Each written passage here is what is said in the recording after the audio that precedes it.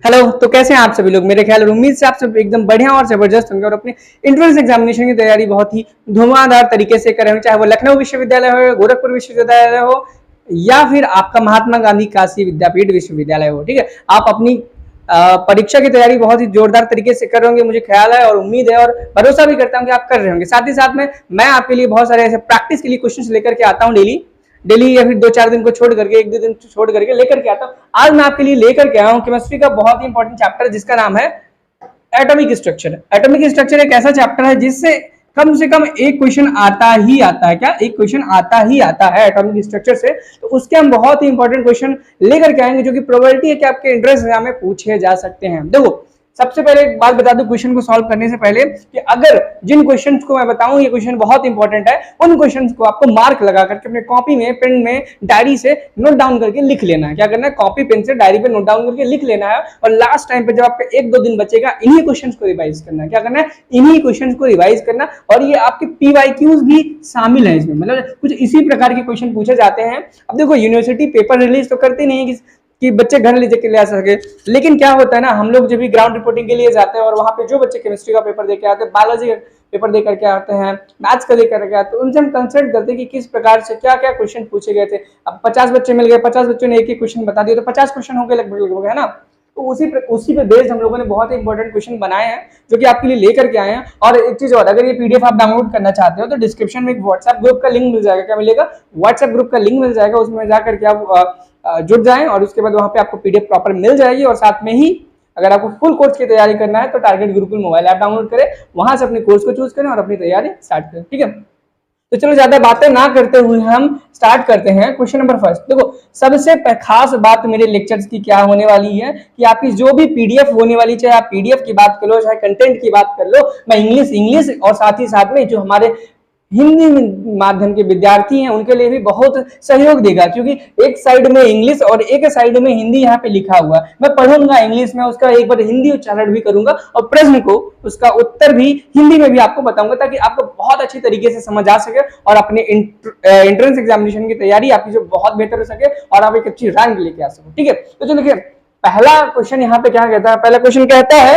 कि neutron was discovered by. देखो, ये क्वेश्चन बहुत इंपॉर्टेंट है आपके लिए, याद रखना। अगर आप एंट्रेंस एग्जाम देने जा रहे हो, आपके लिए इंपॉर्टेंट क्वेश्चन है और इसको मार्क डाउन करके अपनी डायरी में लिख करके रख लो। यहाँ पे क्वेश्चन है, न्यूट्रॉन किसने डिस्कवर किया था, मतलब कि न्यूट्रॉन की खोज किसने की थी। ठीक है, न्यूट्रॉन क्या है, अब ये वक्त नहीं बचा है कि आपको हम बताएं न्यूट्रॉन क्या होता है। ठीक है, तो हम ये नहीं जानेंगे, खाली इतना जानेंगे न्यूट्रॉन की डिस्कवरी किसने की थी। तो याद रखना, न्यूट्रॉन की डिस्कवरी चैडविक ने की थी। अब देखो, मान लो कभी पूछा गया था न्यूट्रॉन की डिस्कवरी किसने की थी, अब कभी आपसे पूछ लिया जाए कि इलेक्ट्रॉन की डिस्कवरी किसने की थी, किसकी? इलेक्ट्रॉनों की डिस्कवरी किसने की थी। याद रखना, जेम्स चैडविक ने की थी। किसकी की थी? इन्होंने की थी न्यूट्रॉन की डिस्कवरी। न्यूट्रॉन की डिस्कवरी की थी। अब जे थॉमसन ने की थी इलेक्ट्रॉन की डिस्कवरी। किसकी? इलेक्ट्रॉन की डिस्कवरी। क्यों मैं बता रहा हूं ये, क्योंकि मान लो कभी चैडविक के बारे में पूछा गया तो कभी आपसे इलेक्ट्रॉन और थॉमसन के बारे में पूछा जा सकता है। ठीक है, और अगर हम बात करें यहीं पर किसकी, एक और महान साइंटिस्ट, क्या महान साइंटिस्ट जिन्होंने की थी खोज किसकी? प्रोटॉन की। तो क्या आप बता सकते हो प्रोटॉन की खोज किसने की थी? मैं आपको बताता हूं, प्रोटॉन की खोज की थी रदरफोर्ड ने। किसने की थी? रदरफोर्ड ने प्रोटॉन की खोज की थी। किसकी की थी? प्रोटॉन की खोज की थी। अब ये जो 3 पॉइंट्स या 3 चीजें मैंने आपको बताई है, इसे गांठ बांध करके रख लो, याद कर लो, क्योंकि अगर क्वेश्चन आपका प्रीवियस ईयर में ये पूछा गया है न्यूट्रॉन वाला, तो आपसे इलेक्ट्रॉन और प्रोटॉन का 2023 में पूछे जाने की संभावना बहुत ज्यादा है। क्या? बहुत ज्यादा है। अगले क्वेश्चन की तरफ हम देखें, क्या अगले क्वेश्चन की तरफ देखें। अब यहाँ पे इन्होंने सॉल्यूशन भी दिया है, क्या क्या कैसा है। सॉल्यूशन बहुत ज्यादा नहीं पढ़ना है, डेट तो आपसे कभी नहीं पूछी जाएगी और डेट को छूना भी नहीं आपको। अगला क्वेश्चन देखते हैं। क्या अगला क्वेश्चन कहता है कि परमाणु के केंद्रक में डैश होते हैं। परमाणु यानी कि nucleus of the atom consist of, यानी कि एटम के एक न्यूक्लियस में, यानी कि मान लो अगर आपका एटम है तो उसके ये आपका अगर एक एटम है तो उसके न्यूक्लियस में क्या क्या प्रेजेंट होगा, यानी कि एक परमाणु के केंद्रक या नाभिक बोल सकते हैं हम, उसके अंदर क्या क्या मौजूद होगा, क्या क्या उपस्थित होगा, ये पूछा गया आपसे क्वेश्चन में। तो सबको ही पता होगा, आप सबको पता ही होगा कि देखो न्यूक्लियस में क्या होता है, न्यूक्लियस में प्रेजेंट होते हैं प्रोटॉन्स। क्या प्रेजेंट होते हैं? प्रोटॉन्स प्लस न्यूट्रॉन्स क्या होते हैं, प्रोटॉन्स प्लस न्यूट्रॉन्स। तो याद रखना कि न्यूक्लियस के अंदर क्या प्रेजेंट होते हैं, प्रोटॉन्स एंड न्यूट्रॉन्स प्रेजेंट होते हैं। क्या होते हैं, प्रोटॉन्स एंड न्यूट्रॉन्स, ठीक है। लेकिन कभी कभी क्या, कभी कभी हम इस चीज को क्या, इस बात को हम क्या बोल देते हैं, एक शब्द और देते हैं, उसको हम क्या बोलते हैं, उसको हम बोलते हैं न्यूक्लियॉन बोल देते हैं। क्या, इक्वल टू करके हम लिख सकते हैं न्यूक्लियॉन्स, न्यूक्लियॉन्स। ये क्वेश्चन भी आपसे स्टेटमेंट में पूछा जा सकता है, या फिर ऑप्शन में आपको न्यूक्लियॉन्स भी दिया जा सकता है। अगर न्यूक्लियॉन्स और ये दोनों हो तो आप दोनों भी टिक कर सकते हो, लेकिन सबसे मोस्ट अप्रोप्रिएट आंसर आपका यही होगा, प्रोटॉन्स एंड न्यूट्रॉन्स। ठीक है, हिंदी में भी प्रोटॉन्स एंड न्यूट्रॉन्स ही बोलते हैं। अगला क्वेश्चन कहता है हमारा कि देखो, अगला क्वेश्चन कहता है the radius of N atomic nucleus is of the order of. ये भी एक बहुत इंपॉर्टेंट क्वेश्चन है आपका, इसको भी डायरी में पेन से नोट डाउन कर लो।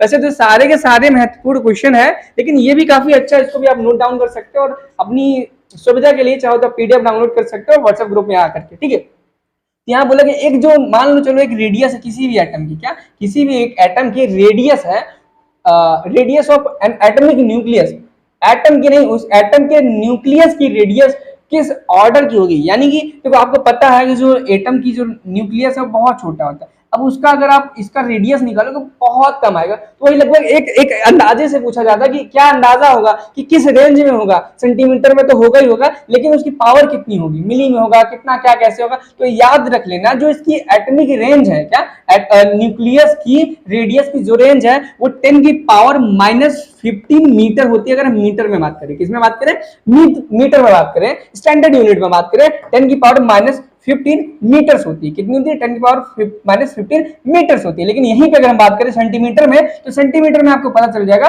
10 की पावर -13 सेंटीमीटर हो जाएगा। और ये क्वेश्चन भी काफी इंपॉर्टेंट, आपसे ये physics as well as chemistry दोनों में पूछा जा सकता है। क्या, केमिस्ट्री और फिजिक्स दोनों में पूछा जा सकता है। अगर हम अगले क्वेश्चन की बात करें, क्या अगले क्वेश्चन की बात करें, अगला क्वेश्चन भी बहुत जोरदार है आपके लिए, तो याद रखो। अगला क्वेश्चन पूछता है कि आइसोटोप्स ऑफ एन एलिमेंट, क्या आइसोटोप्स ऑफ एन एलिमेंट, यानी कि किसी तत्व के, या क्या लिखा है हिंदी में जो भी लिखा है पढ़ लेना, होते हैं। ठीक है, अब इतना तो आप पढ़ ही सकते हो, क्या लिखा है, टाइम ना बर्बाद करते हो। अब देखो आइसोटोप के बारे में पूछा गया, किसके बारे में पूछा गया, आइसोटोप के बारे में पूछा गया। तो देखो सबसे पहले मैं आपको बताना चाहूंगा कि आइसोटोप होता क्या है, उसकी प्रॉपर्टीज क्या होती है, क्या कैसा होता क्या आइसोटोप। देखो आइसोटोप ज्यादा कुछ नहीं है, वो भी सेम एलिमेंट ही है। क्या है, एलिमेंट ही है। क्या है, एलिमेंट ही है, जिसका जो अलग अलग जगह पर पाए। जैसे कि एक हाइड्रोजन है, नाली में भी हाइड्रोजन हो सकता है, हवा में भी हाइड्रोजन हो सकता है, आपके अंदर भी हाइड्रोजन हो सकता है, आपकी छत पर हाइड्रोजन हो सकता है, पहाड़ों पर हाइड्रोजन हो सकता है, समुद्र की गहराइयों में भी हाइड्रोजन हो सकता है। क्या हो सकता है, हो सकता है, होगा भी। ठीक है, लेकिन याद रखना हर जगह जगह की जो हाइड्रोजन है, या हर देश की या अलग अलग देश की जो हाइड्रोजन है, उसमें कुछ वेरिएशंस होंगे। क्या होंगे, वेरिएशन होंगे। और वो वेरिएशंस कहां पर होंगे, उसके इलेक्ट्रॉन्स में वेरिएशंस होंगे, उसके मास में वेरिएशन होंगे। तो ये जो मास में वेरिएशन होता है ना, इसमें मास नंबर में जो वेरिएशन होता है, और इसी प्रॉपर्टी को हम आइसोटोप्स बोलते हैं। यानी कि एक ऐसा एलिमेंट, क्या एक ऐसा एलिमेंट जिसका एटॉमिक नंबर तो सेम हो, क्या एटॉमिक नंबर सेम हो, एटॉमिक नंबर सेम हो। अरे क्या हो रहा है, एटॉमिक नंबर, ये थोड़ा सा मिसप्रिंट हो रहा है, कुछ तो गड़बड़ इसमें।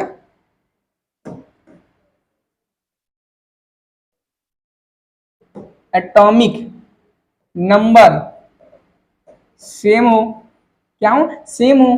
ठीक है, सेम हो, लेकिन क्या, लेकिन उसका जो मास नंबर है, क्या उसका मास नंबर है वो डिफरेंट हो। क्या हो, मास नंबर डिफरेंट हो। एक प्रॉपर्टी तो ये हो गई आपकी, क्या हो गई कि एटॉमिक नंबर सेम हो लेकिन ये जो मास नंबर है, क्या मास नंबर वो डिफरेंट हो। क्या हो, मास नंबर डिफरेंट हो, उसको हम क्या कहते हैं, उसको हम बोलते हैं, क्या बोलते हैं, आइसोटोप बोलते हैं। याद रखना, अगर आपको कंफ्यूजन हो कि आइसोटॉप क्या होता है, आइसोबार क्या होता है, तो याद रखना टॉप्स, यहाँ पे क्या लिखा है, टॉप लिखा हुआ। एक ऐसा एलिमेंट, मान लो हाइड्रोजन ले लो, इसका एटॉमिक नंबर 1 ले लेते हैं, इसका मास नंबर कितना हो जाएगा, जितना कितना भी होगा।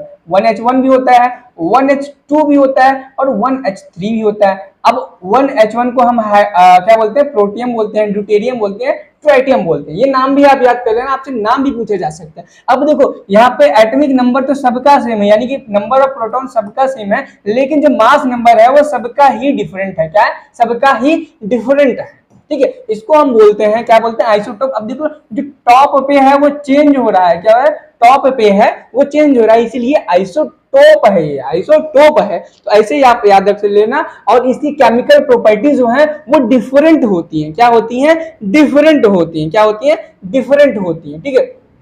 अब देखो देखो अब देखो इस क्वेश्चन का जो सही आंसर है, इनके प्रॉपर्टीज के बारे में पूछा गया। तो देखो इनकी जो केमिकल प्रॉपर्टीज हैं, क्या केमिकल प्रॉपर्टीज हैं वो सेम होती हैं, similar chemical but different physical properties, यानी कि इनकी केमिकल प्रॉपर्टी सेम होती है लेकिन जो इनका फिजिकल प्रॉपर्टी है वो डिफरेंट होती है, क्या, फिजिकल प्रॉपर्टी डिफरेंट होती है। अभी हाइड्रोजन है, उस हाइड्रोजन को आप खाओ पियो नहाओ जो कुछ भी करो, लेकिन साइज कलर वगैरह डिफरेंट हो सकते हैं ना, उसका नेचर तो सेम ही होगा लेकिन उसका साइज शेप ये डिफरेंट हो सकता है। अब देखो एक छोटी सी बात आती है, आइसोबार की बात आती है, क्या, आइसोबार, याद रख लेना, आइसोबार में मास नंबर सेम होता है, क्या होता है, मास नंबर सेम होता है, क्या होता है, मास नंबर सेम होता है, लेकिन इसी की जगह पर क्या, मास नंबर सेम होता है लेकिन यहाँ पे और एटॉमिक नंबर जो होता है, एटॉमिक नंबर वो डिफरेंट हो जाता है, क्या हो जाता है, डिफरेंट हो जाता है, और उसको बोलते हैं आइसोबार, क्या बोलते हैं, आइसोबार बोलते हैं। तो ये क्वेश्चन बहुत इंपॉर्टेंट है आपके लिए, नोट डाउन कर सकते हो आप। और देखो कुछ क्वेश्चन मैं ऐसे भी बताऊंगा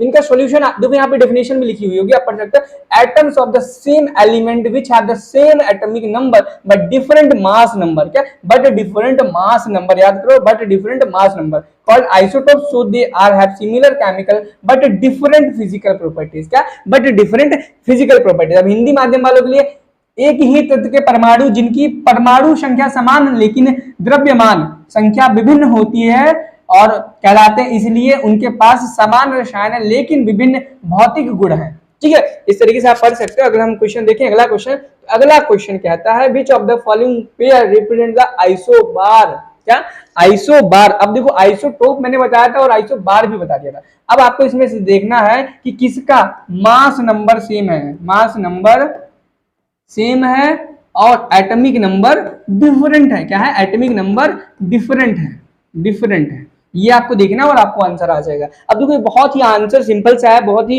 एकदम इजी आसान है। तो इस क्वेश्चन का आंसर आपको कमेंट में सेक्शन में जरूर बताना है। अब जो अगला लेक्चर हम लेंगे, क्या, अगला लेक्चर लेंगे पीरियोडिक टेबल, उसमें आपको इसका आंसर बताया जाएगा और हम उन बच्चों के नाम भी बताएंगे जिन्होंने इसका उत्तर आपको दिया होगा, ठीक है। अगला क्वेश्चन हम देखेंगे क्वेश्चन नंबर 6, क्या, क्वेश्चन नंबर 6 देखेंगे। क्वेश्चन नंबर 6 क्या है, अब देखो क्वेश्चन नंबर 6 बोलता है कि एन एटॉमिक ऑर्बिटल इज, परमाणु कक्ष क्या है, क्या है, जैसे कि एटम की ये जो ऑर्बिटल होती है, क्या, ऑर्बिटल होती है, ये क्या होती है, तो एटॉमिक ऑर्बिटल वो जगह होती है, याद रखना, जहां पर इलेक्ट्रॉन पाइज यानी कि संभावना यानी कि probability of finding an electron is maximum, क्या, finding probability of finding an electron is maximum that is known to be atomic orbital, क्या, एटॉमिक ऑर्बिटल। अब इसका ऑप्शंस आप देख सकते हैं, मैंने डेफिनेशन के थ्रू इसका आंसर बता दिया। और ये क्वेश्चन का आंसर क्या है, the region in which there is a maximum probability of finding an electron is known to be orbital. Hindi में बोले तो इसको जिस क्षेत्र में इलेक्ट्रॉन के पाए जाने की संभावना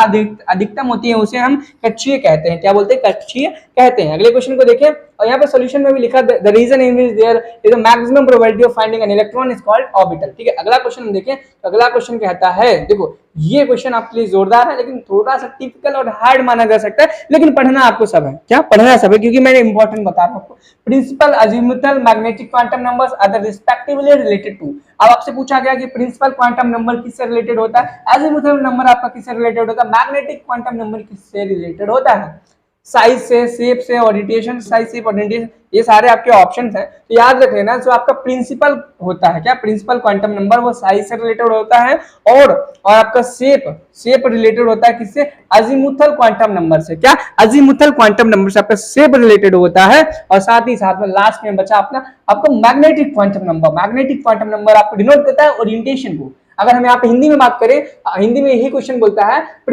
सेम ही चीज है, प्रिंसिपल, अजीमुथल और चुंबकीय क्वांटम संख्या के क्रमशः संबंधित हैं आकार और अभिविन्यास से, क्या, अभिविन्यास से, ओरिएंटेशन, ठीक है।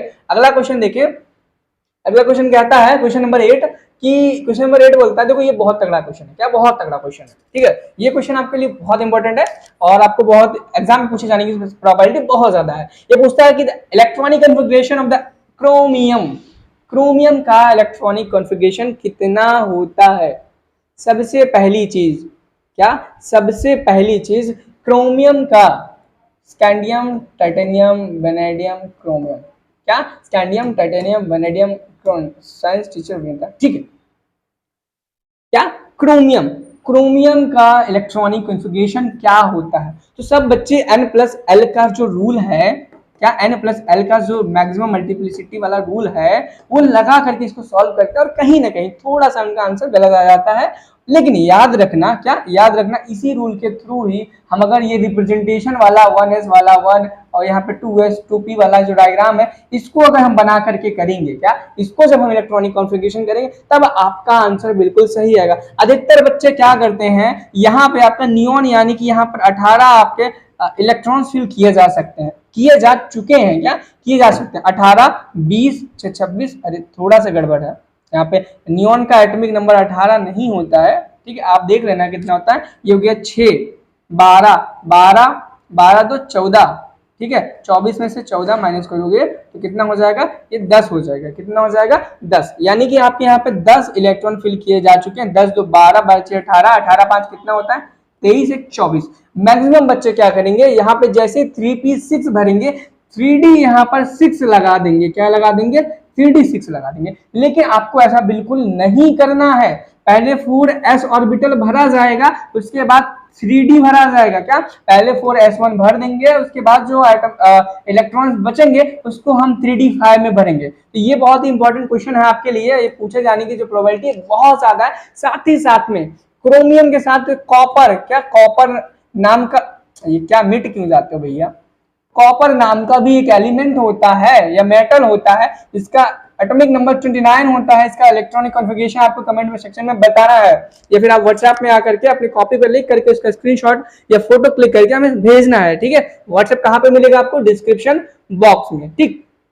According to the Aufbau principle a new electron enters to the orbitals when, कब होता है, जब n+l रूल क्या होता है, मैक्सिमम होता है। तो याद रखना क्या होता है, ये रूल किसने दिया था, अबाउ ने दिया था। और मैक्सिमम कब होता है, जब m, क्या लिख कर रहा हूं मैं, ये n+l मिनिमम होता है, क्या होता है n+l मिनिमम होता है, क्या l+n या फिर n+l इज जो मिनिमम होता है तब होता है, ठीक। अगला क्वेश्चन हम देखें, अगला क्वेश्चन कहता है which of the following is not permissible, क्या इनमें से ऐसा कौन सा है जो परमिसिबल नहीं है। तो देखो इसका करेक्ट आंसर मैं आपको बताऊंगा, क्या करेक्ट आंसर आपको बताऊंगा। तो इसका करेक्ट आंसर आपका हो जाएगा ऑप्शन नंबर सी।